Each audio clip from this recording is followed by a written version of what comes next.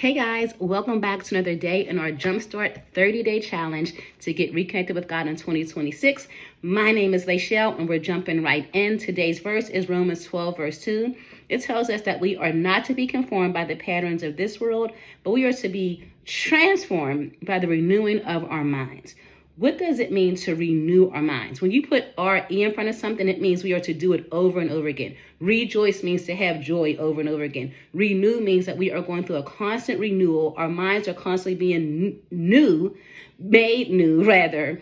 And we are leaving old patterns, old thought processes, old relationships, all of that behind us so that we can renew our minds and work under God's perfect will, work under God's blueprint for our lives.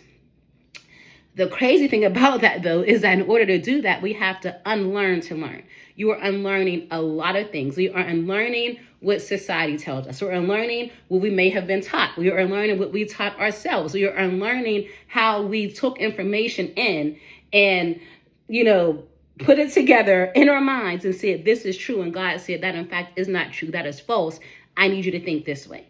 And I'm reading Romans, and I think somewhere in Romans or maybe Lemons, I don't know. Somewhere where I read the last couple of days, it talked about how it is great to do this when you are young. And I was kind of like, well, what does that mean? I think it's because we already have formed patterns as we get older. And to renew our minds, we have to break those patterns. We have to break the way that we walk, talk, and think when it aligns with worldly, fleshly, non-godly views, non-godly behaviors. And we have to then renew and walk as God says we are to walk. And to unlearn that sometimes can be quite challenging because what we have to do is say, I cannot conform, meaning I cannot form myself to what the world says it is. I have to walk as who God says I am. And in order for you to do that, in order for you to understand how to truly renew your mind, you're going to have to get into the Word of God. You're going to have to ask God for revelation and discernment. You're going to have to be able to change the way that you think and align it with what God says. And he says it in his word.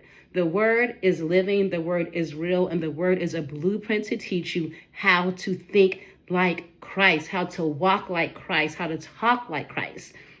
And so as you're going through a renewing of your mind, be open, allow surrender to happen, because it is a challenging time to say, wow, I thought this way for 30 years, and this isn't it. So now I have to walk a completely different way. The way I learned to walk, I'm actually stumbling, and God is taking my hand and saying, okay, this is how you really walk, and let me guide you.